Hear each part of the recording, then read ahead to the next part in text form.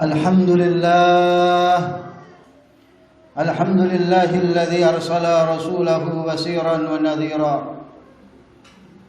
وداعيا إلى الله بإذنه وسراجا منيرا أشهد أن لا إله إلا الله وأشهد أن سيدنا محمدا عبده ورسوله اللهم فصل وسلم وبارك على سيدنا محمد صاحب تاج والمعراج والبراق والعلم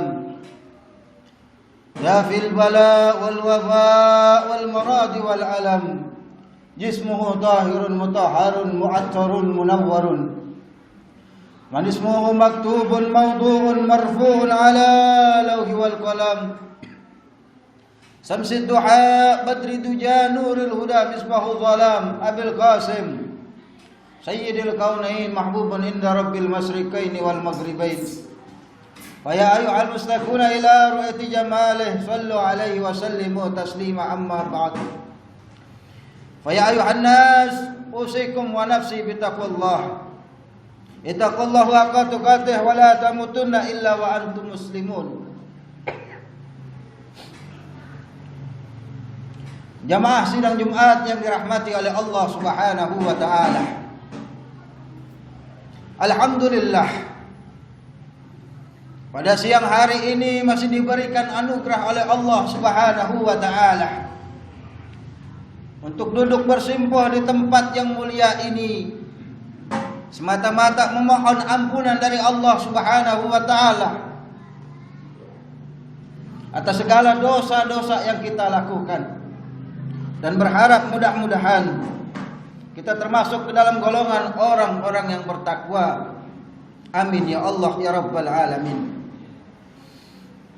Seraya hati berwasiat, marilah sama-sama kita tingkatkan keimanan dan ketakwaan kepada Allah Subhanahu wa taala dengan berusaha menjalankan perintah Allah Subhanahu wa taala dan menjauhi apa yang dilarang oleh Allah Subhanahu wa taala. Jamaah salat Jumat yang dirahmati oleh Allah, bulan Zulhijjah adalah dikategorikan sebagai bulan haram, yakni suatu bulan yang Allah Subhanahu wa taala berikan keistimewaan, yang mana orang-orang yang melakukan ibadah di bulan ini, yakni Allah Subhanahu wa taala melipat gandakan pahalanya. Dan ibadah-ibadah yang dianjurkan oleh Allah Subhanahu wa taala di bulan ini, yakni berpuasa pada hari ke-8 atau yang disebut dengan Yaumut Tarwiyah, dan puasa pada hari ke-9 di bulan Zulhijjah yang disebut dengan puasa Arafah.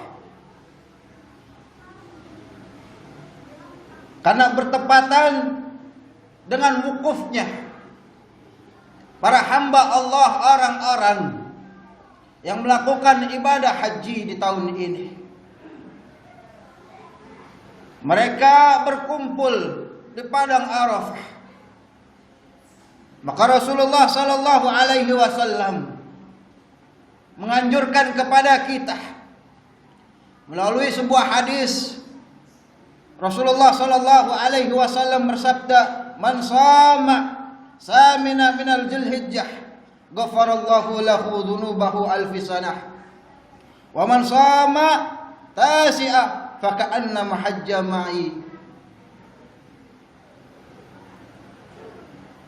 Siapa orang yang berpuasa pada tanggal 8 di bulan Zulhijjah, maka Allah Subhanahu wa taala mengampuninya sebagaimana dosa-dosanya 1000 tahun.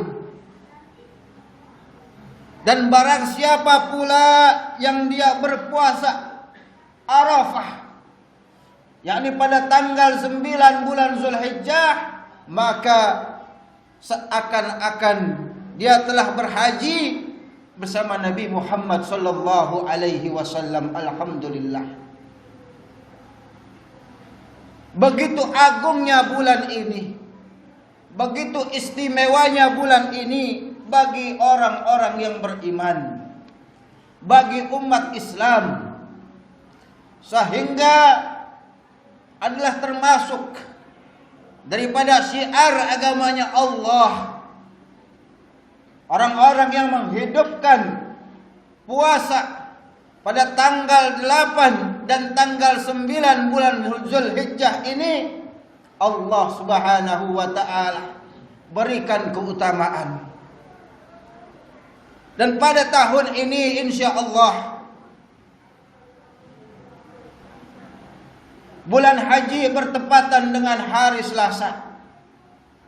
Maka ibadah puasa yang disunnahkan adalah jatuh pada hari Ahad dan hari Senin. Maka kita orang-orang beriman yang cinta dengan syiar agamanya Allah, yang mengharapkan ampunan, yang mengharapkan pahala dari Allah Subhanahu wa taala, mari bersama-sama kita menghidupkan malam-malam Zulhijjah. Karena bulan Zulhijjah ini adalah bulan para nabi. Dinyatakan bahwa bulan Zulhijjah ini adalah di mana Nabi Ibrahim alaihissalam mendapatkan ujian yang begitu besar, namun mendapat pula kedudukan yang begitu agung sebagai Khalilullah, orang yang dekat dengan Allah, kekasihnya Allah, lantaran lulus daripada ujian ini. Dijelaskan dalam kitab Hayatul Hayawan Al-Kubra, sebagaimana Nabi Ibrahim alaihissalam dan putra beliau Nabi Allah Ismail alaihissalam, yang mana Allah Subhanahu wa taala memerintahkan Ibrahim seyogianya untuk meninggikan bangunan Ka'bah, yakni setelah lahirnya Nabi Allah Ismail alaihissalam. Maka beliau Nabi Ibrahim dan Nabi Ismail alaihissalam membangun bangunan Ka'bah melalui perintah Allah Subhanahu wa taala. Bangunlah wahai Ibrahim di dalam naungan awan, dan janganlah menambah ukuran daripada awan tersebut. Maka Nabi Ibrahim alaihissalam membangun Ka'bah, meninggikan bangunan Ka'bah adalah sebagaimana yang diperintahkan oleh Allah Subhanahu wa taala. Maka Allah Subhanahu wa taala berfirman kepada beliau, yang mana ringkas kata bahwa Allah memerintahkan kepada Nabi Allah Ibrahim alaihissalam untuk kiranya mengundang semua manusia guna melaksanakan ibadah haji sebagaimana yang disyariatkan di dalam agama Allah. Hadirin yang dirahmati oleh Allah Subhanahu wa taala. Maka Nabi Ibrahim alaihissalam menjelaskan, wahai Tuhanku, siapakah orang-orang yang kiranya akan berziarah di bangunan Ka'bah ini? Maka Allah Subhanahu wa taala memerintahkan kepada beliau alaihissalam untuk mengundang seluruh umat manusia agar melaksanakan ibadah haji. Baginda Nabi Allah Ibrahim alaihissalam berjalan menaiki Jabal Khubais, lalu beliau menyerukan seraya berteriak dengan seruan yang kencang, ya ayyuhan nas ajibu rabbakum innallaha ya'murukum an tahujjul baitahu. Wahai seluruh manusia, hendaklah jawab undangan daripada Tuhan kalian, karena sesungguhnya Allah Subhanahu wa taala memerintahkan kalian untuk berziarah ke Baitullah. Maka semua orang-orang yang beriman yang ada di muka bumi ini dan orang-orang yang masih berada di dalam sulbi-sulbi yang dikategorikan sebagai orang-orang beriman. Bahkan di riwayat menjelaskan bahwa semua orang-orang yang masih berada di tulang punggung laki-laki dan di rahim perempuan mendengar daripada panggilan Nabi Allah Ibrahim alaihissalam.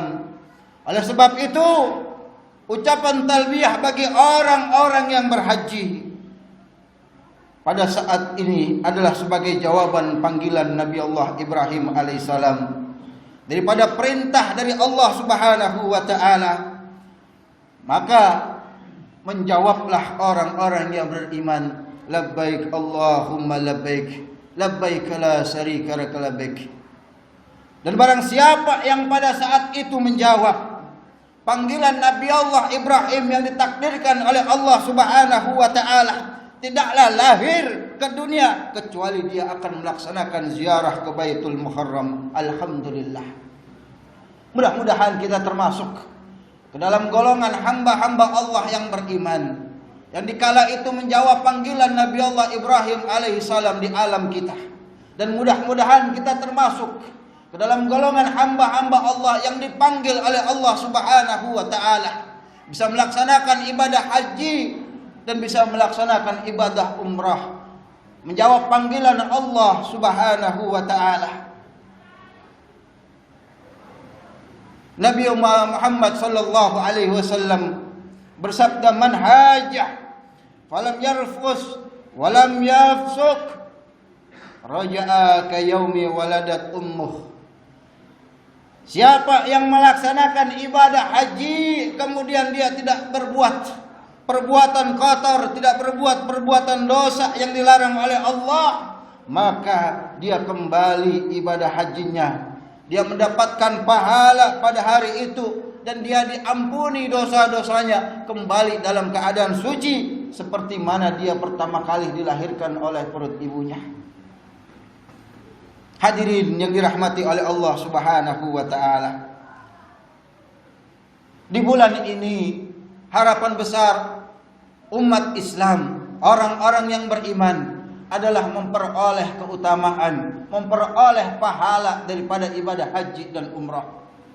Maka marilah kita hidupkan malam di dalam bulan Zulhijjah ini, dan kita hidupkan puasa sunnah pada tanggal 8 dan tanggal 9 bulan Zulhijjah yang disebut dengan puasa tarwiyah dan puasa Arafah.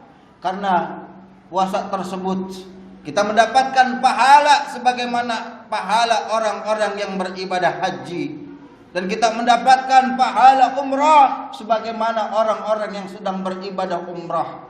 Mudah-mudahan Allah Subhanahu wa taala memberikan kita umur panjang, kesehatan untuk kita bisa berjumpa dengan Baitullah dan memperoleh ampunan dan keridhaan Allah. Amin amin ya Allah ya rabbal alamin. Inna ahsanal kalam wa abyana nizam kalamullahil malikil alam. Allah Subhanahu wa ta'ala yaqul wa biqaulihi yahtadil muhtadun. A'udzu billahi minasyaitonir rajim. Bismillahirrahmanirrahim. Innallaha wa malaikatahu yusholluna 'alan nabi ya ayyuhalladzina amanu shallu 'alaihi wa sallimu taslima. Barakallahu li wa lakum fil Qur'anil azim wa nafa'ani wa iyyakum bima fihi minal ayati wa dzikril hakim wa taqabbal minni wa minkum tilawatahu innahu huwas samiul alim. Aqulu qawli hadza wastaghfirullah li wa lakum fastaghfiru innahu huwal ghafurur rahim.